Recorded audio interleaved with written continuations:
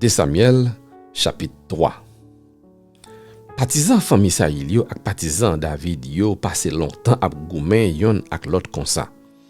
Mais partisan David yo tap vin pi plis chaque jour. Partisan famille Saïl yo même tap baissé. Petit garçon David yo. Mais 6 petits garçons David vin fait entendre l'ité la ville Hébron.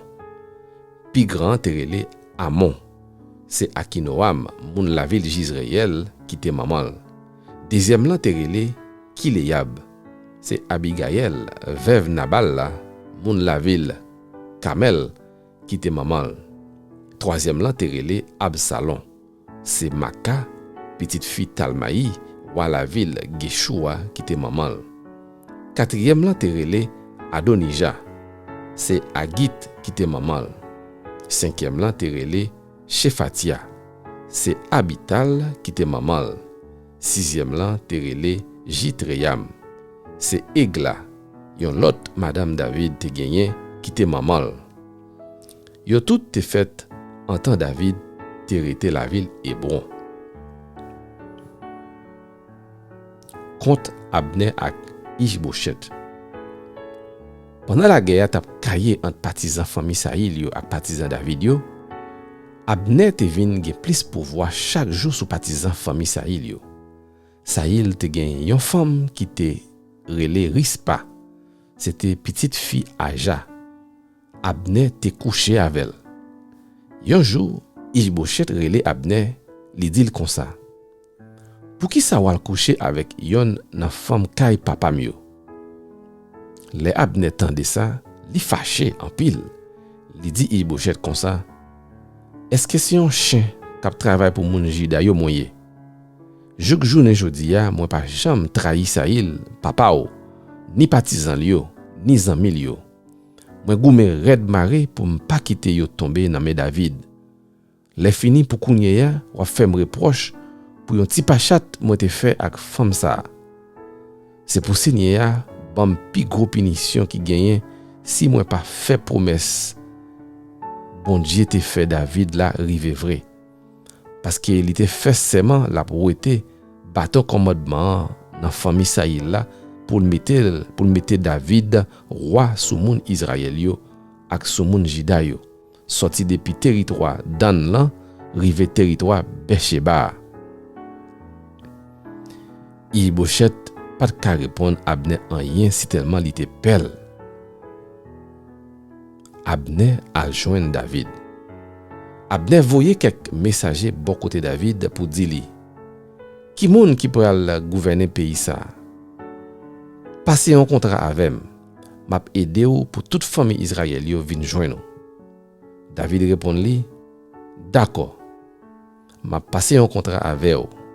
Mais m'a demandé ou yon seul bagay.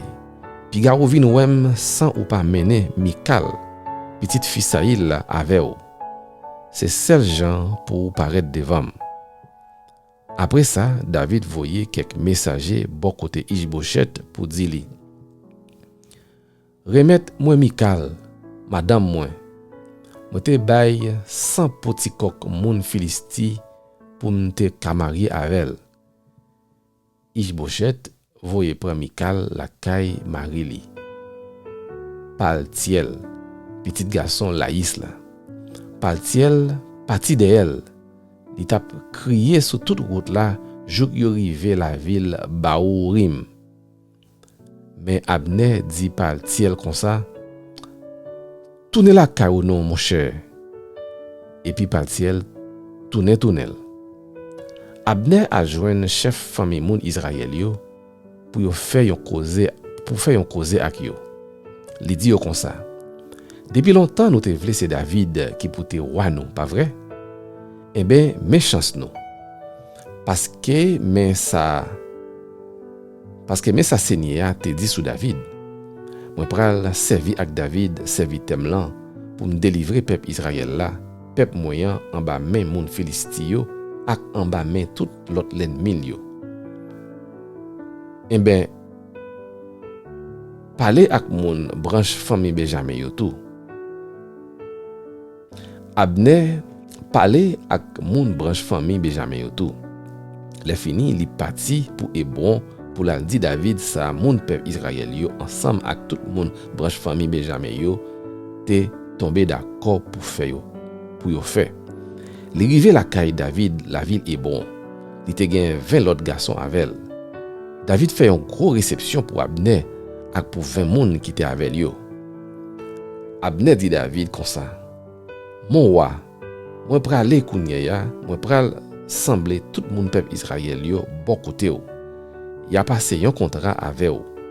Comme ça, ou ka gouverner tout pays ya Jean ou vle la." David bay Abner permission pour l'aller. Le fini, Abner parti à cœur posé.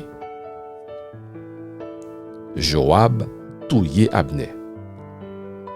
Après ça, Joab ak partisan David yo vin rive. Yo te sot fè yon passe kay l'ennemi yo. Yo te tourné ak an pile bagay, yo te pran la kay yo. Lè ça, Abner pat Hébron encore la kay David parce que David te geta kite aller à garanti en rien pa privel. Les Joab ak soldat qui te avec yo rive. Yo dit Joab Abner petit Néa te vin wè roi et puis roi quitte aller à garanti en rien pa privel. Joab al jeune roi li dit li: "Ça ou fait comme ça? Abner vin joindre nous et puis ou quitte aller sans ou pas faire rien? Ou kon ki moun yo rele Abner petit Néa? Si li vini, c'est pour le ka roule ou, pour le ka connaît tout vie retourner ou, pour le connaît tout ça wap fait." Le fini, Joab sorti kay David, li voye moun al chercher Abner sans David pa konnen. Yo jwenn Abner bo siten d'lo sira. Yo fel tourner. Le Abner rive Hébron, Joab menel à pas bo portail la ville là. Tout coup si li te vle parler pour kont li avel. Et puis li bali yon coup de poignard dans ventre. C'est comme ça Joab touye Abner parce que Abner te touye Asahel frère là. Le David vin prend nouvelle là, li dit: "Seigneur, ouais ni moi ni moun gouvernement yo nous pas gen rien pour nous ouais dans la mort Abner petit Néa. C'est pour châtiment tomber sous tête Joab ak toute famille. C'est pour toujours gen nan famille moun kap gen écoulement aussi non mauvais maladie peau. Garçon qui kap obligé fait travail femme. Garçon kap mourir dans la guerre. Garçon kap nan grand goût." C'est comme ça Joab ak Abishai frère là te assassiné Abner parce que Abner te touye Asahel frère yo les batailles Gabaon. Yo enterré Abner. Après ça, David bay Joab ak tout moun qui te avec yo l'ordre pour yo chire rad qui sou yo, pour yo mette rad sak sou yo, les fini pour yo marcher devant sekey Abner ap crier. Roi David même tap marché derrière sekey de fin. Yo enterré Abner Hébron. Après ça, roi prend relé bien fort, li tap crier sous tom Abner. Tout peuple là tap crié tout. Roi prend chanter pour plaindre la mort Abner. Li dit dans chanter ya: "Abner, pour qui ça ou mourir bête comme ça? Mais ou yo pat maré, pied yo pat dans chaîne, ou mourir tant qu'on moun qui tombé dans même malfecteur." Tout peuple là tap prend crier encore pour Abner.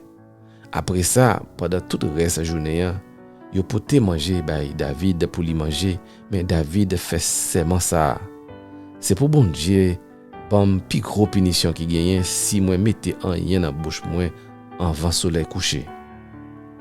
Tout peuple la vinn comme ça. Ça te fait yo plaisir. Pour dire vrai, tout ça David te fait peuple la plaisir. C'est comme ça tout le monde David yo ensemble avec tout le monde peuple Israël yo te vin connaît tout bon vrai, ou a pas gen rien pour te ouais dans Jean yo te assassiné Abner, petit garçon Néa. Ou a di moun k'ap servi avec yo, ah, monsieur, je dis à peuple Israël la perdu un chef. Un gros chef, oui.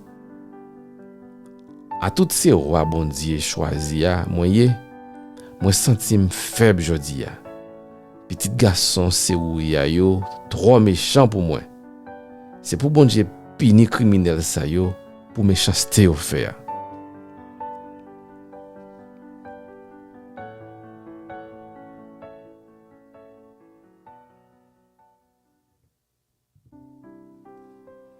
De Samuel, chapitre 4.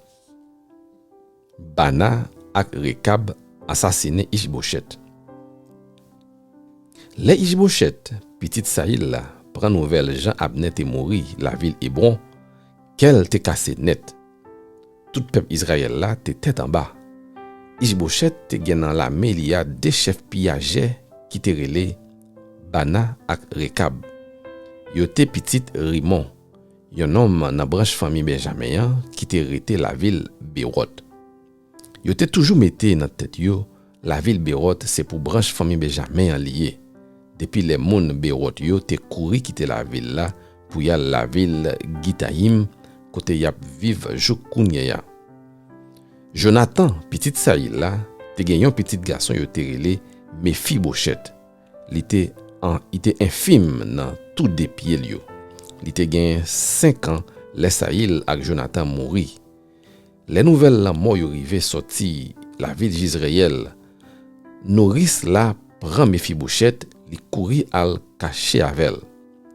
Mais pendant la pressé courir, petite la saute tomber dans mel. C'est comme ça li vin infime dans pied. Rekab ak Bana, petit garçon Rimon moun la ville Bérot la, parti pour la caille Ishboshet. Yo rive vers midi. Laissa Ishboshet t'a fait un petit dormi pour poser col. Famille qui t'a veillé bon pot là, t'a trié blé, mais li te quitté dormi pral. C'est comme ça monsieur yo faufilé koyo entrer dans caille là. Les yo rive en dedans. Yal dans pièce chambre côté Ishboshet te couché abdomi. Yo touyel. Les fini, yo coupé tête li, yo pral, yo parti avec. Yo passé nuit là à marcher dans fond Jourdain. Yo pote tête Ishboshet bay David la ville Hébron, yo dit comme ça. Mais tête Ishboshet petite Saïl là, moun qui pas vle wè là, moun qui t'a pas cherché touye là. Jodia Seigneur bay mon roi chance pour lui tirer revanche sur Saïl ensemble avec sous reste famille. David répond yo. Moi fais serment devant Seigneur qui délivre dans tout malheur. Les moun qui te vin fem connaît Saïl te mouria, te croit c'est une bonne nouvelle li t'a pote ban moi prend moi fait touyer la ville Ziglag. Mes récompenses moi te bali pour bonne nouvelle ça. Ça pral pire raide toujours pour nous bande méchant qui touye yon innocent en dans la caille dans cabane li. Moi pral fait nous payer pour touyer nous touyer là. Moi pral fait yo disparaître nous sous la terre. David bay soldat yo l'ordre et puis yo touye Rekab ak Bana. Yo coupé des mains ak des pieds yo. Yal pan yo bon réservoir de l'eau et bon. Après ça, yo prend tête Ishboshet, yal enterré Hébron dans tombe Abner.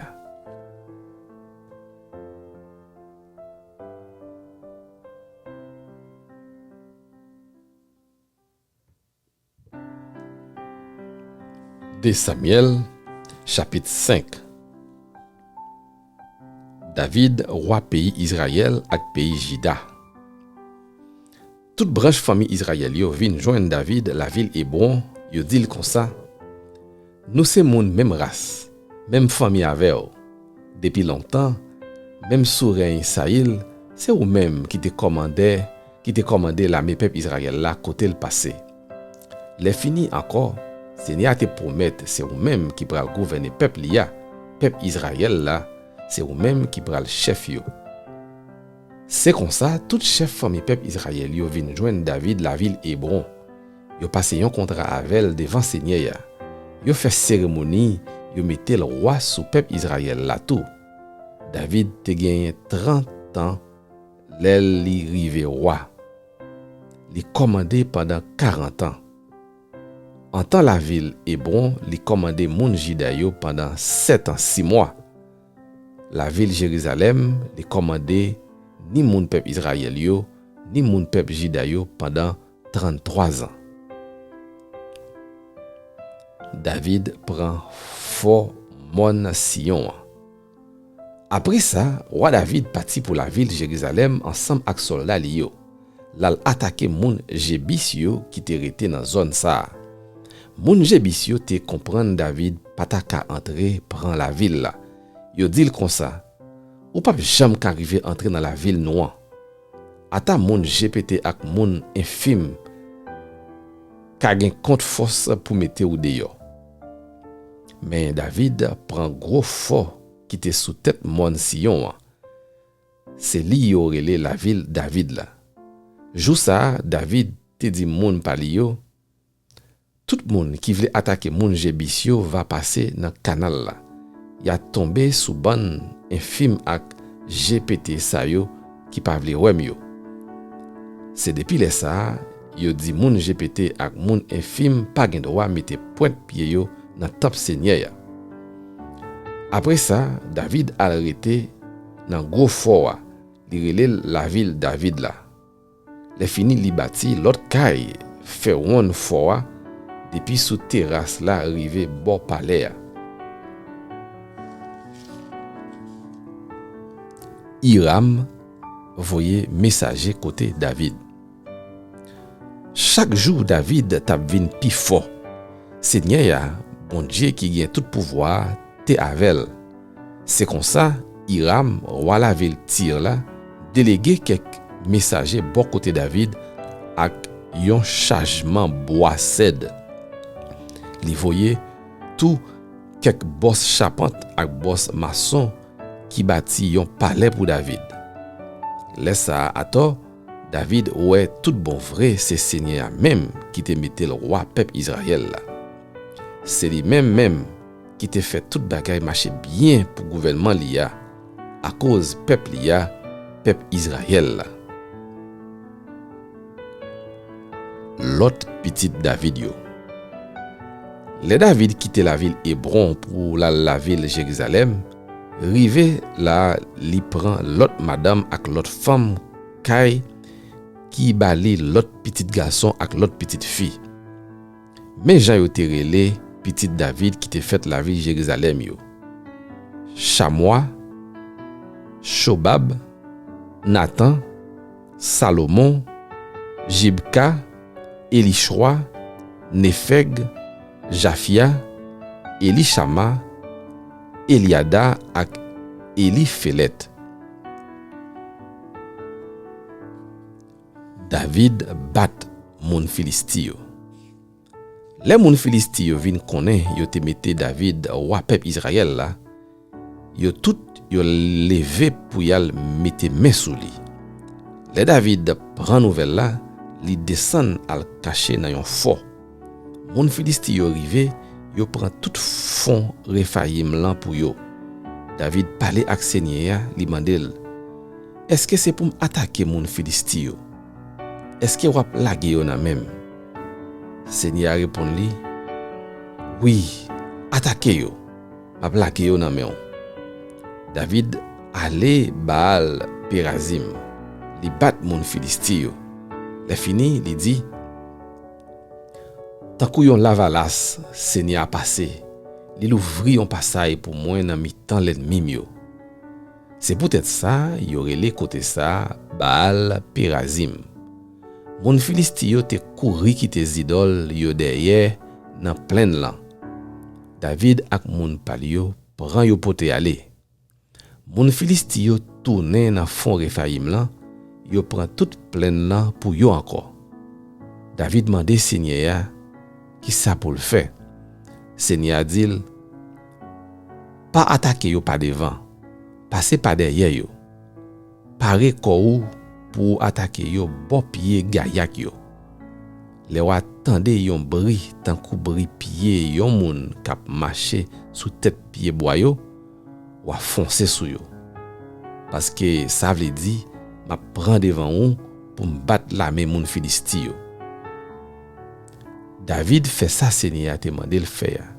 Li bat moun Philistie yo. Li courir derrière yo depuis la ville Geba, rive la ville Gézer.